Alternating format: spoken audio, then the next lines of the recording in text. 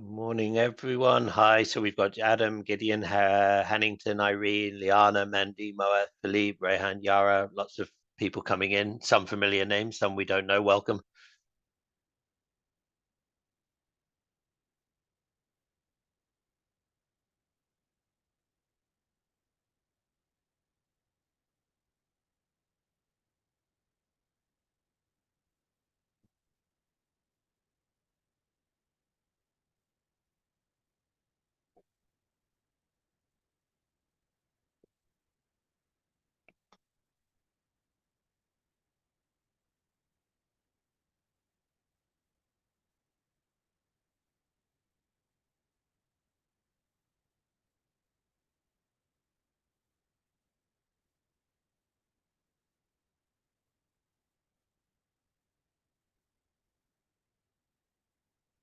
Welcome, Mandy, Yengi, Olga.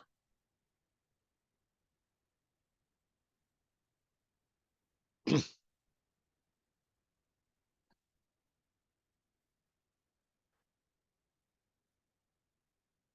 30 more seconds and then I think we'll get going.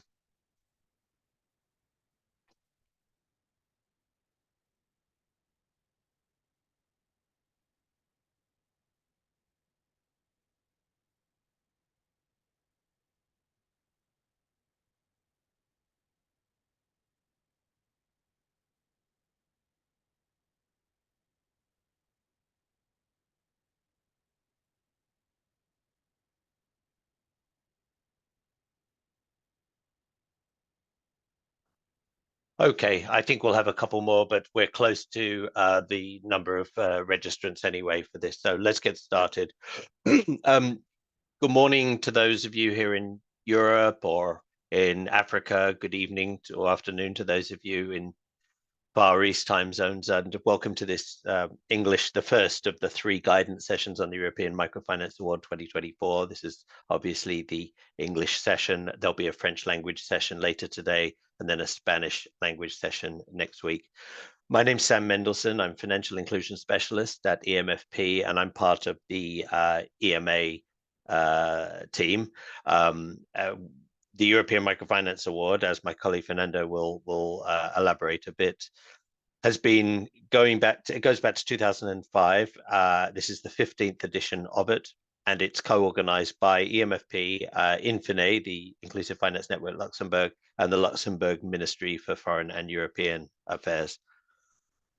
Since this is the 3rd or 4th year that we've introduced these guidance sessions, and they were a big success when we first introduced them. And so we've definitely kept this idea, and really it's to help those potential applicants to understand what the award is about, the background, the process, the evaluation criteria, eligibility, and an opportunity to ask us any questions, which makes the process easier for us and for applicants as well. So that's what the process is here today. There'll be a short presentation, very briefly by me, and then my colleague Fernando, who's the program coordinator for the award, and then there'll be an opportunity for questions. As this is a webinar, so we've kept microphones closed. Please use the chat. Our colleague will be monitoring that, posting some links of documents as we talk through them, and he, Daniel, and we will answer any questions that we can there, either written or we'll take them and we'll answer them verbally as well. The session structure is I'm going to hand over to Fernando in a minute. He's going to talk about the award. Generally, the award this year's edition, which, as you know by now, is on advancing financial inclusion for refugees and forcibly displaced people. He's going to talk about the structure of the process, the objectives, and the eligibility, and then he's going to walk you through the award system, so how to actually to apply as an applicant, and then we'll take any questions that we can throughout. So welcome everyone. We're really glad to have you here. I hope you find this valuable. Previous years applicants have, and good luck to everyone in the process of the award. We're very excited that this is the topic. A lot of work has gone into getting it to this stage, lots of consultations with different experts to make sure that the award best reflects what financial inclusion organizations are doing and can do to serve these people and address this most challenging of challenges. So I'll hand over to Fernando now. Thanks very much. Thank you very much, Sam, and thank you all for being here today. This is a very important session. This is a very important part of the process because it aims to provide you with all the information you require to apply for the award, successfully apply for the award. I think some of you already started your applications. And as my colleague Sam was saying, we have two main goals with this award every year. We want to reward excellence in best practices, in innovations from financial inclusion actors. And also, the second goal is to disseminate these practices so that they can be replicated by other actors around the world. You can see all of the benefits of the award and in this very important document, the concept note and award guidelines that will be posted in the chat by my colleagues. And I will show you, of course, later on what is this document about. And you have all the benefits here. Please go through it, read it carefully. It's a very comprehensive and interesting document. The main benefit of the award, as you already know, it's 100,000 euros for the winner and 10,000 euros for each finalist. We have two finalists and one winner every year. In addition, we have the publication with the best initiatives, the 10 best initiatives of each year. And this publication gets a lot of spotlight. So it's also interesting for semi-finalists, not only for finalists and the winner of the award. Okay, so as Sam was saying, this year, the topic of the award is Advancing Financial Inclusion for Refugees and Forcibly Displaced People. You have here the short description of the award. 2024 edition highlights organizations active in financial inclusion that help forcibly displaced people build resilience, restore livelihoods, and live with dignity in host communities.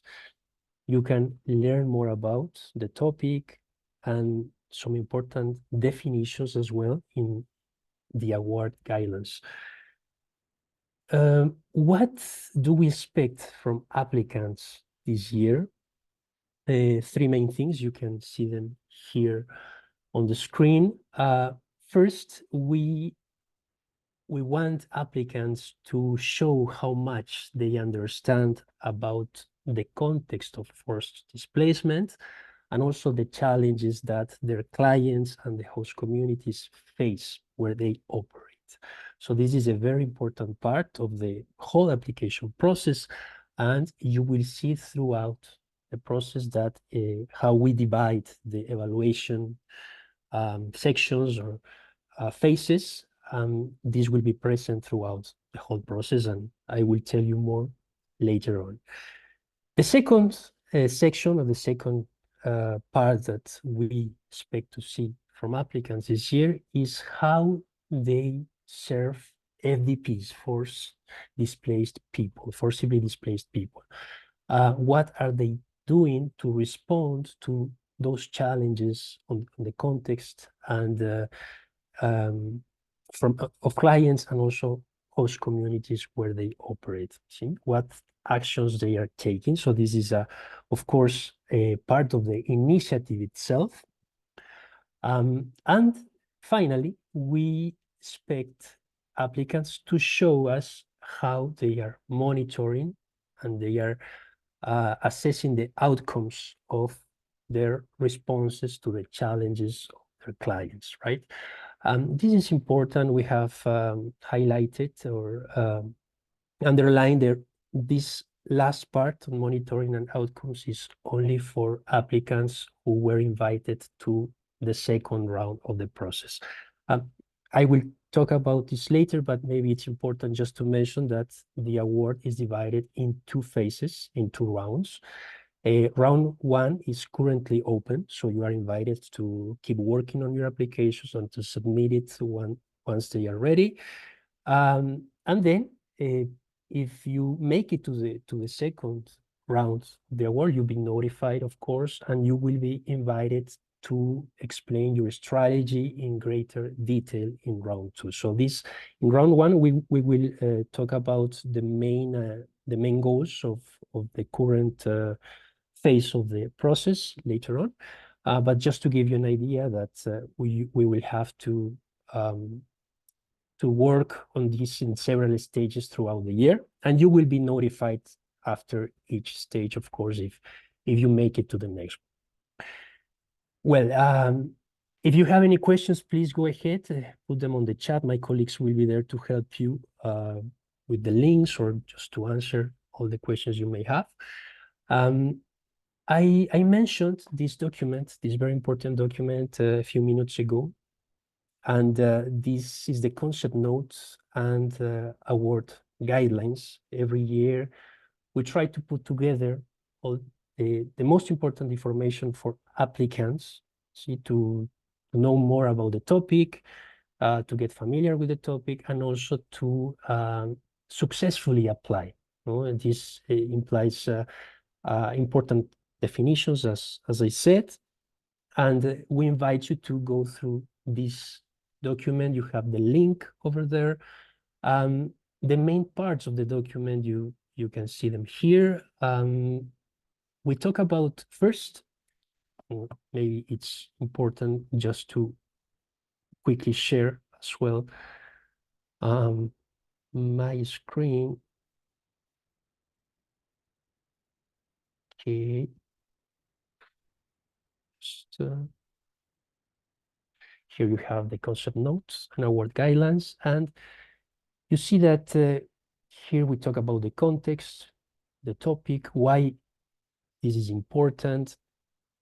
Here we have the definitions of FDPs, forcibly displaced people. There are important definitions of those groups that make part of this umbrella concept or umbrella definition of forcibly displaced people. So we invite you to go through it and to read it carefully. Also, we talk about the barriers and challenges and how these challenges can become financial needs for forcibly displaced people. Here is one of the examples, one of the approaches that you could follow. Of course, here we have the general needs of FDPs and also how these needs can translate into financial needs according to phase of displacement. So you can find examples such as remittances, for example, cash for food, housing, medical services, insurance, savings, housing loans, cross-border loans. You can see all these examples here on the guidelines. And then we also talk about the challenges of FDPs, financial inclusion organizations, right? Financial services providers that could face when serving FDPs. So FSPs, of course, could face some specific challenges. Here we go through them generally at the beginning, and then we provide some examples of how the sector can also address these challenges to better serve FDPs. And finally, you will find that we provide an example list of financial products and non-financial responses to those challenges. Please, this is also important to mention that you don't need to stick to these examples, of course. This is just an illustration of what we expect FSPs or organizations to show during the process, but of course you can share your own responses, your own examples of financial services or products. Okay. So this was a quick overview of the concept notes and award guidelines of the first part of it, because you will also find that in second part we start talking about the eligibility criteria, for example, here. We also talk about the deadlines of the award, each phase of the process. So it's a very comprehensive document, very important to for you to start and to keep working on your applications. Okay, if there are any questions so far, please let us know.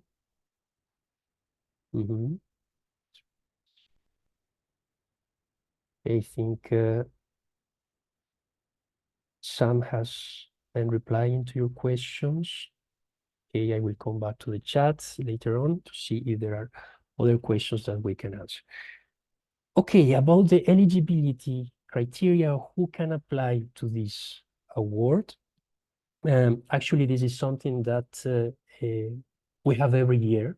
It's not only this year that we are working with this criteria. This is with us every year during the process, and it's important that you consider this criteria so you know that you are eligible, and you don't start an application if you know that some of these points are, or you don't comply with any of these points.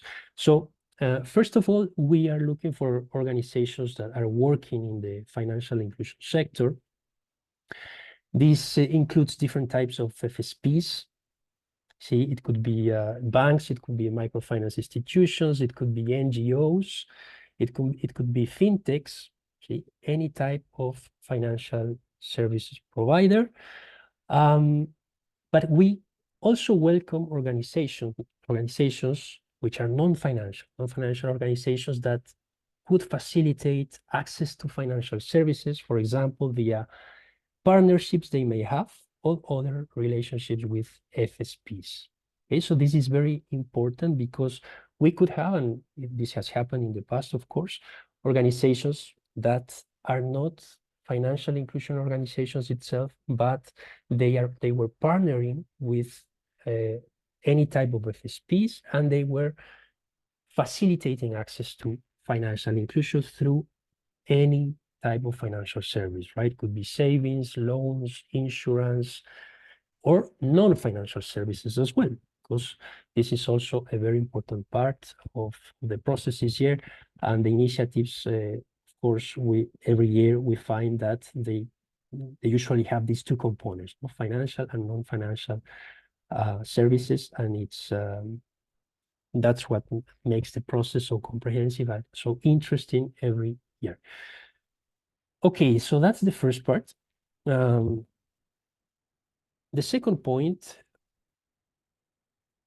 is that the organization needs to be based and to be operating in a least developed country, low income country, lower middle income country, or an upper middle income country. This sounds like a lot of information, yes. And please, if my colleagues could post in the chat the link where you can find the list of countries where organizations operating in would be eligible. Please go ahead and check the list. This is an updated list with 2024 and 2025 flows, so you can see the country. You can try to find the country where you operate and see if it would be eligible for this year's edition. Also, this is a very important point. The organization applying should be operational for at least 2 years. Yeah, this is for example, if you started operations in January 2022 or February 2022, you would be eligible to apply to the award, of course. No less than that. And here we emphasize that the initiative you are presenting to the award must be operational for at least 1 year. Okay, so any of the initiative or initiatives that you present this year, please make sure that they have been working for at least 1 full year, and this, of course, should be you should be able to show that it's the case when you present the initiative and throughout all the indicators and all the phases that the process has. So it's important to consider that. And finally, prior winners of the award are able to apply, but only if they comply with certain criteria. For example, if they are presenting something similar to the initiative where they were rewarded in the past, of course, they would not be eligible. It would have to be something different, something significantly different from what they already presented in the past and for which they were already rewarded in the past. And also winners of the award in the editions from 2019 to 2023 are not eligible. Okay, so this is also important. An applicant who won the award, for example, in 2018 would be eligible, yeah, as long as its initiative is significantly different from the one that they already presented, which could be the case because every year you see the topic is different. So it might, most likely it's the case that the initiative is different. Okay, so these are the main points for to check when you're applying to see if you would be eligible to the award. There might be some specific questions, something really special about an organization that you might want to share with us. So we invite you to send us an email. We will share the contact information at the end. If you want to explain something really specific to your organization, and if you are not sure that you would be eligible to this year's edition, so we will answer to your email, and we, of course, if it's we have to assess this internally, we will do it, and we will confirm if your organization would be eligible. But in general, those are the criteria, and very important to take into account before starting your application. Of course, we don't want you to spend time if you will not be eligible. Okay, so I see that there are some questions, and thanks a lot to my colleagues that are supporting to answer those questions that you have shared. As I mentioned before, round 1 is currently open. See, this was launched in March 14th. Yes, so it's more than a week that this round 1 has been open, and we have seen that several organizations have already started their applications. Some of you might be here as well. And it's good if I see that I don't think anyone has submitted yet. So that's good because you can make sure really that what you are going to present complies with all that we are expecting. So thank you for waiting to this for this guidance session before submitting your applications. As I mentioned before, the main goal of this round 1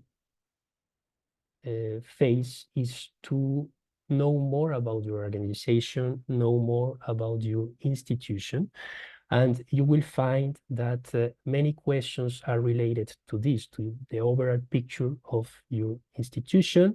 We ask about number, an estimate in some cases, but number of clients, how they are segmented, where is your institution based, what type of shareholders you have.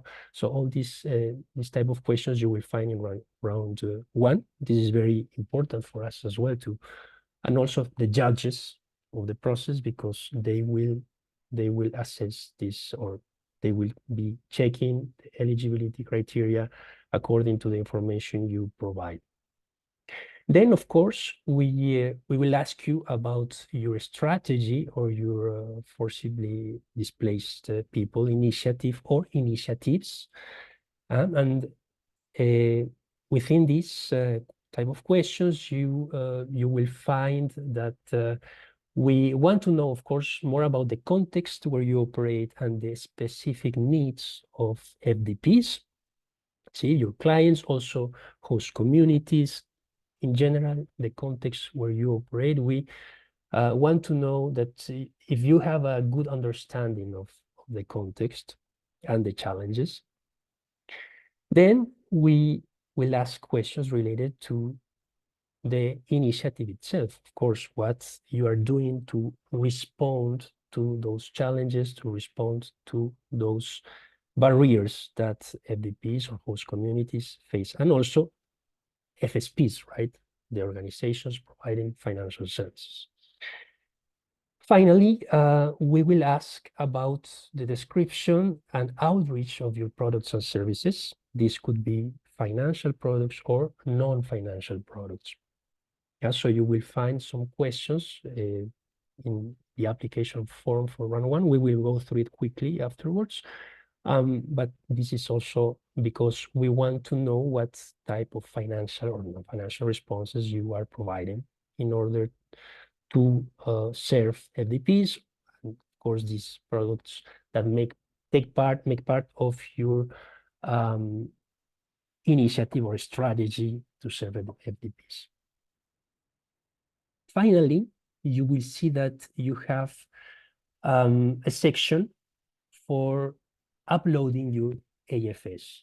See, we ask you to kindly upload the AFS audited financial statements for the last 3 years, 2021, 2022, and 2023. There might be some special cases. We can talk about this later on as well, but this is an important requirement, of course. So please get that information ready because you will have to upload before submitting your application in round one. And it's a very important part of the process that evaluators assess in order to invite applicants to round two if it's the case. So I think these 3 points are the main goals of round one, the main sections, and you will see them throughout the application form. And something also to take into account now that we are, I think, more than a week with round one open, that the deadline to apply is April 15th. Yeah, so please consider this deadline. If you have questions, of course, throughout these 3 weeks that we have, please, you will see our contact email, so you can share those questions at any time. We are monitoring the email permanently, so you will get an answer as soon as possible, of course.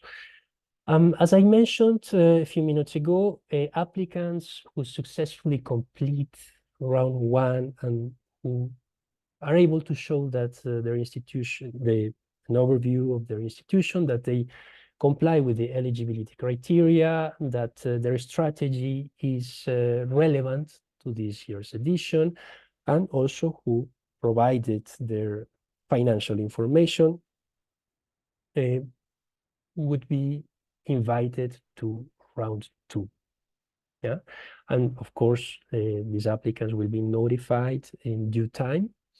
And in round two, you will be, if it's the case, you will be invited to present your FDP initiative or initiatives in greater detail, as I mentioned. So everything that you described in round one, you will have the chance to expand in round two. Of course, you will find other type of questions, probably more indicators to present and show that your initiative is working, is serving FDPs, as you mentioned in the previous round. And of course, this is related to monitoring and outcomes, how well you are monitoring your strategy, your initiative, when implementing it. And of course, we also ask for some supporting documentation, or if you want to provide any supporting documentation to for your initiative or the indicators that you have shared, you can also use these fields in round 2. You will be able to upload any complementary information that might be useful for the evaluators to assess your applications. Okay. I think that's in general how the process is divided throughout the year. Of course, this takes several weeks and in some cases several months.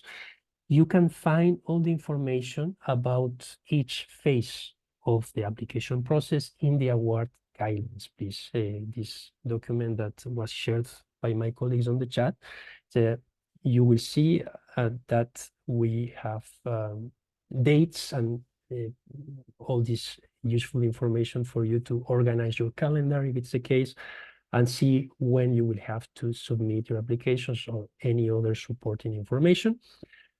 Please go ahead and take a look.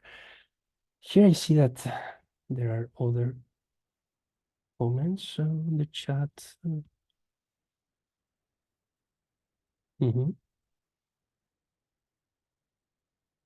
Okay.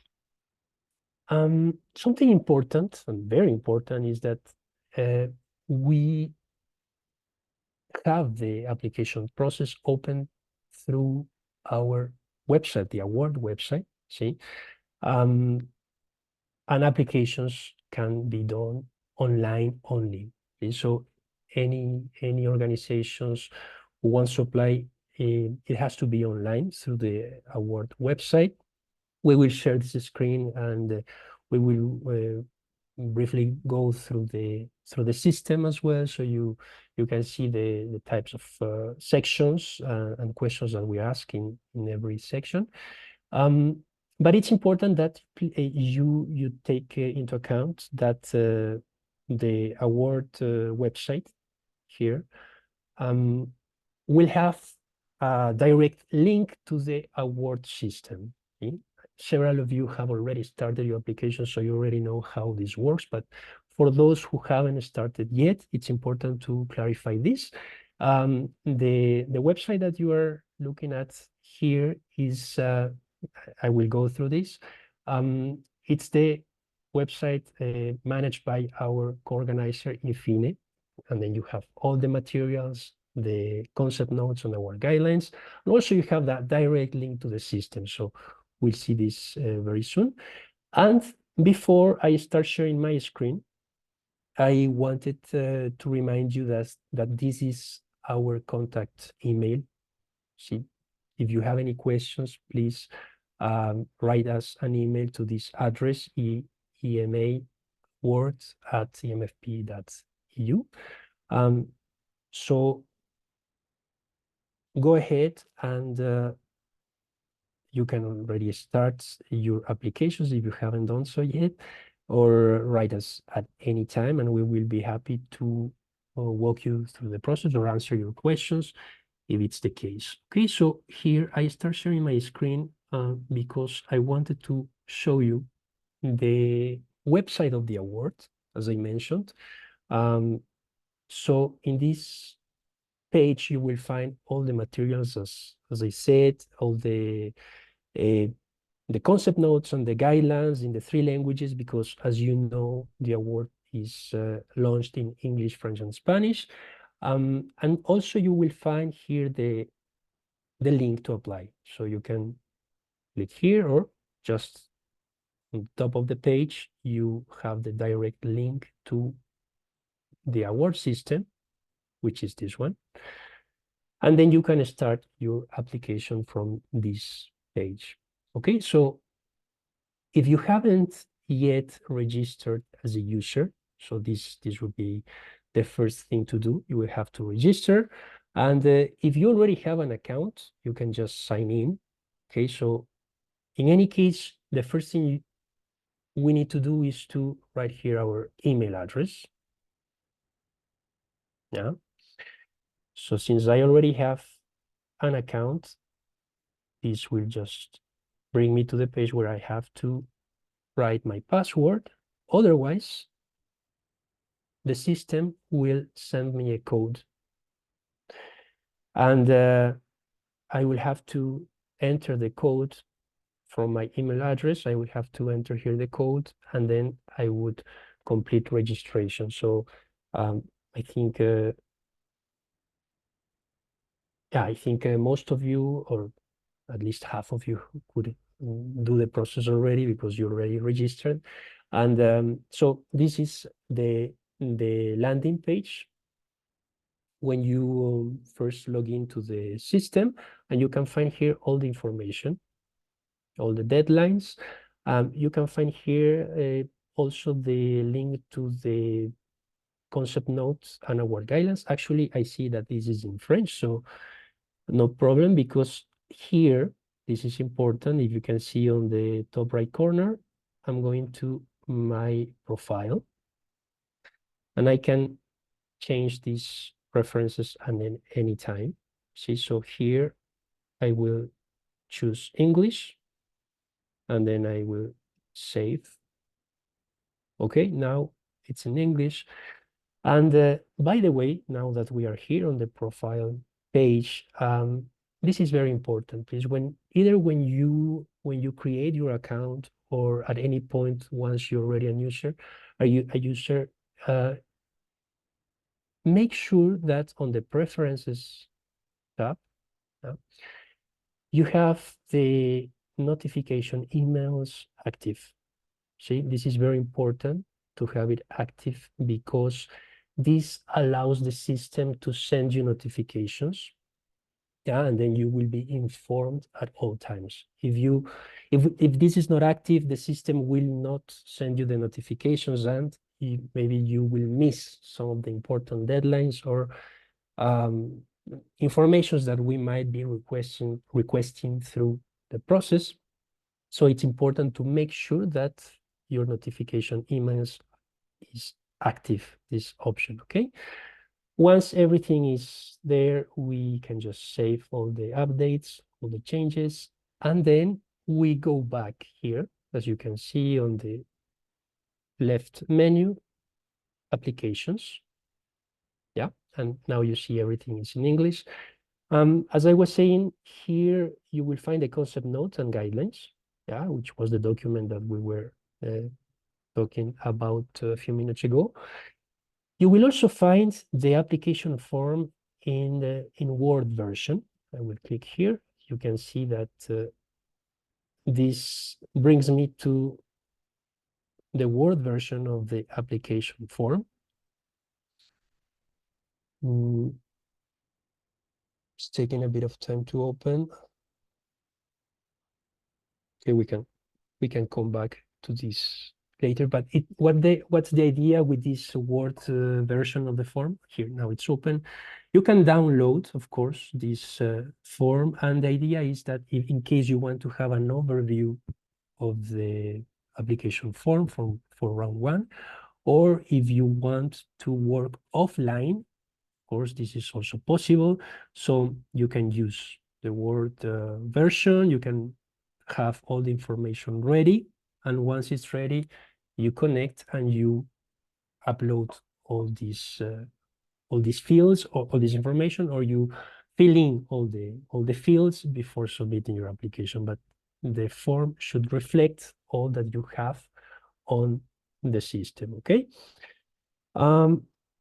Now that we already logged in, sorry, because now we are on the system again. So this is what you will see as an applicant.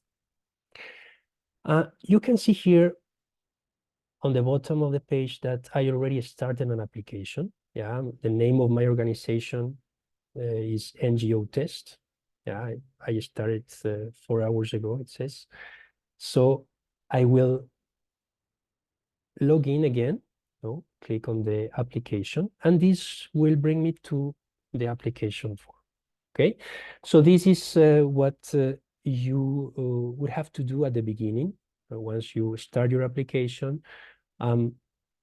Something important in the previous page, if you haven't started your application yet, of course, you will not see the name of your organization there. You will have to click on create an application or start an application. So that step will bring you to this part where you will be asked to provide the name of your organization here. Once you provide a name, you just click on Save and Next, and this will take you to the eligibility check section where you will find all the criteria that we talked about a few minutes ago is here. So, of course, we hope you comply with all these points, so you can just check them if, of course, you think that you are in line with these criteria. Here is the link that I was talking about, the countries, the DAC list of ODA recipients. So here you can find the country where your organization operates, of course, if it's the case. Then, sorry, I am back to the system. Okay, and then you can just check all these criteria if you comply with all this. So save and next, and then you will start going through all the tabs, all the sections that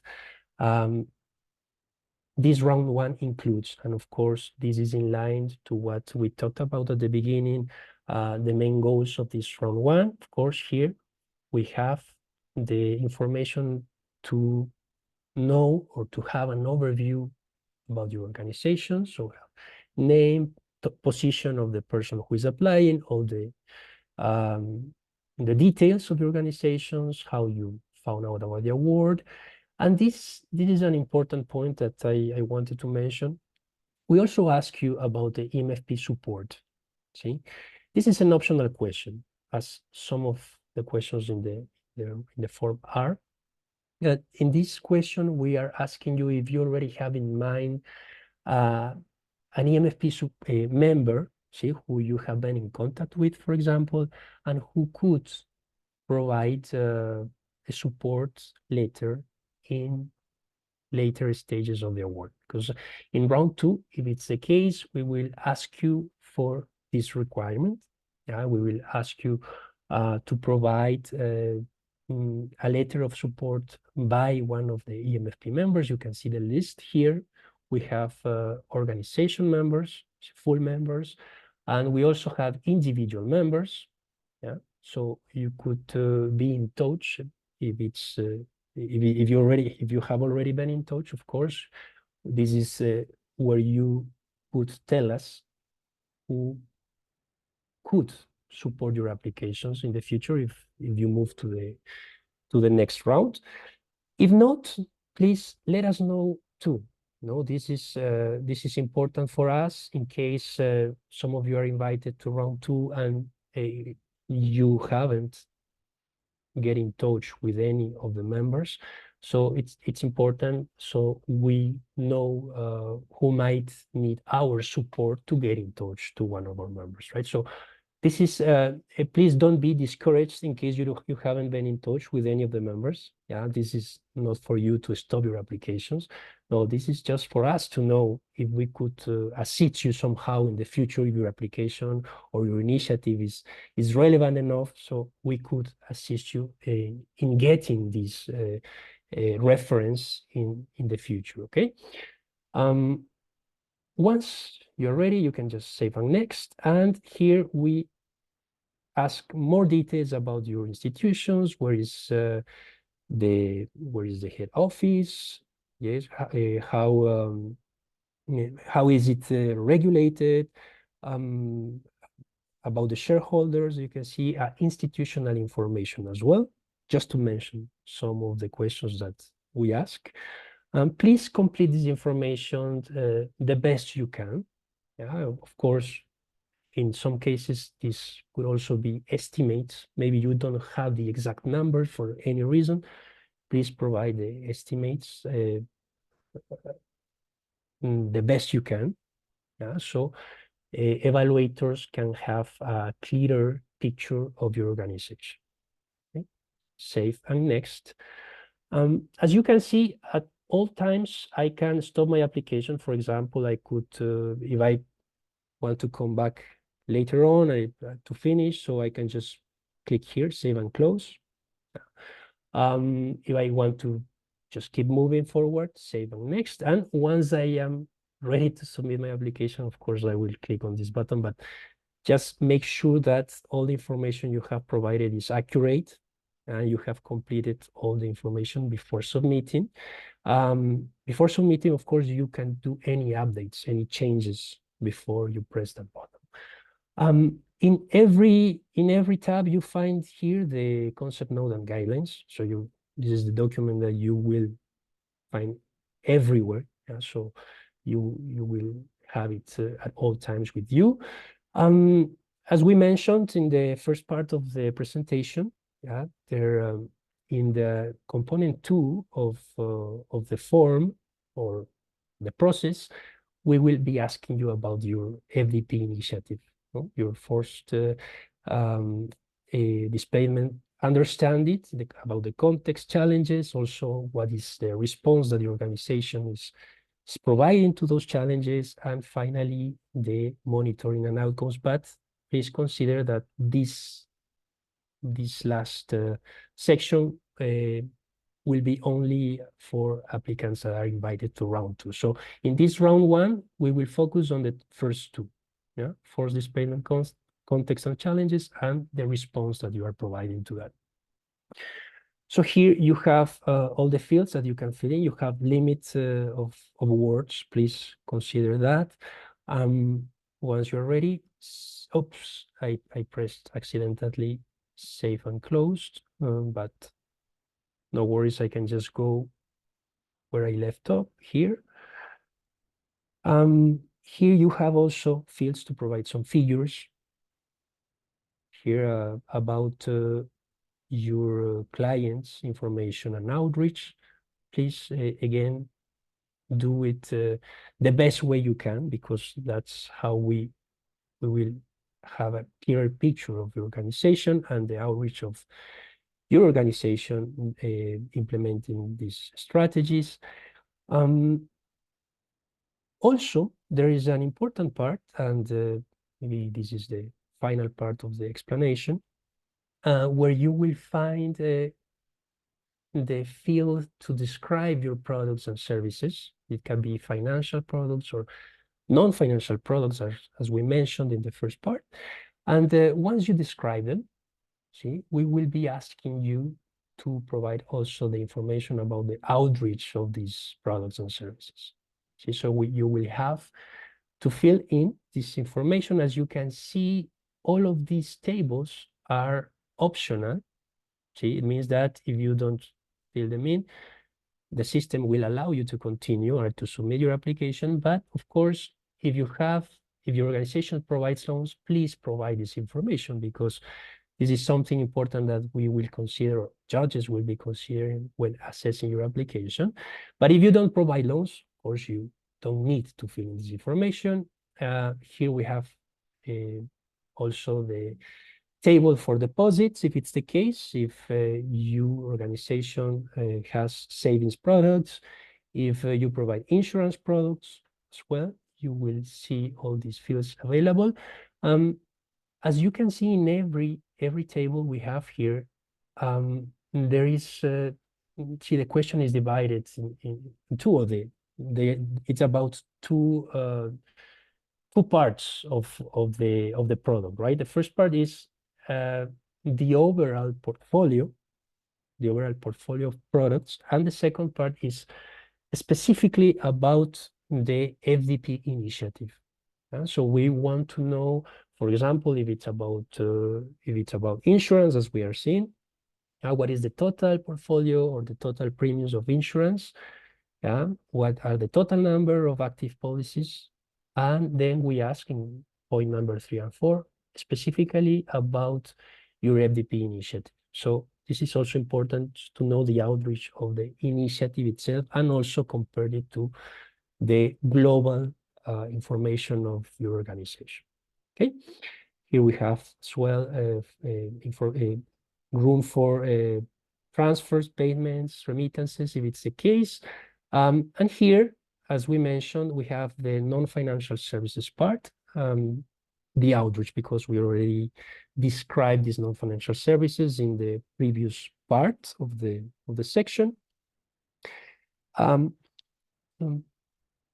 No, this is also description. See, sorry, here you see non-financial services.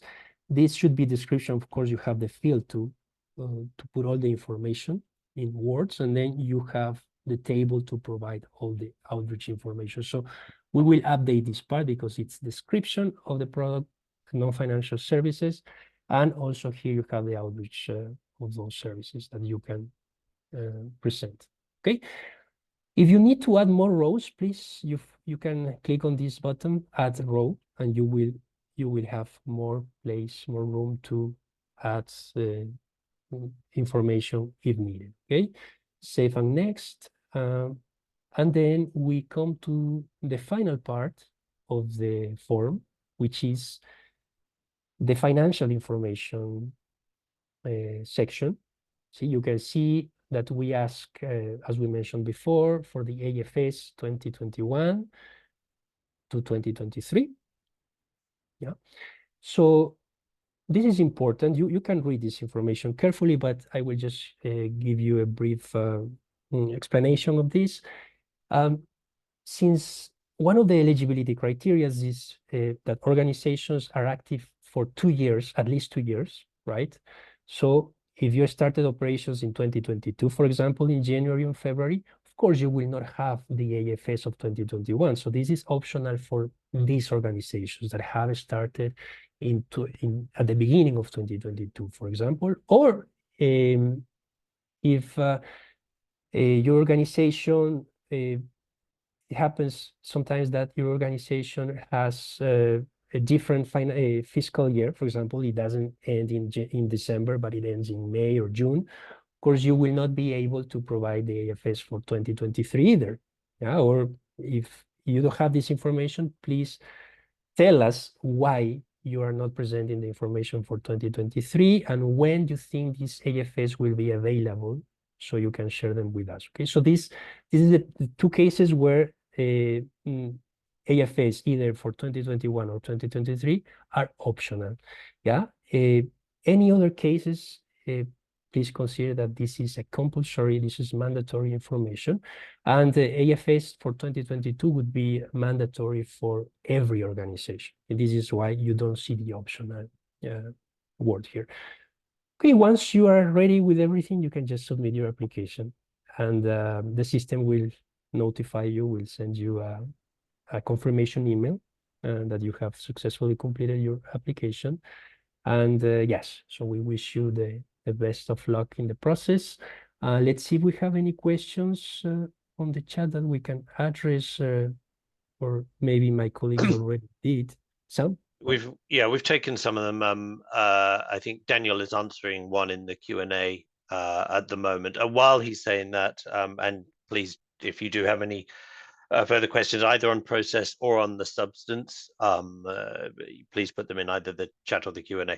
While we're waiting for that, I will just say, expand on a point that Fernando introduced at the start, which is we've talked about the what the award process asks of you, but what do you get in return? I think this is worth saying, that this is a rigorous award. We don't apologize for that.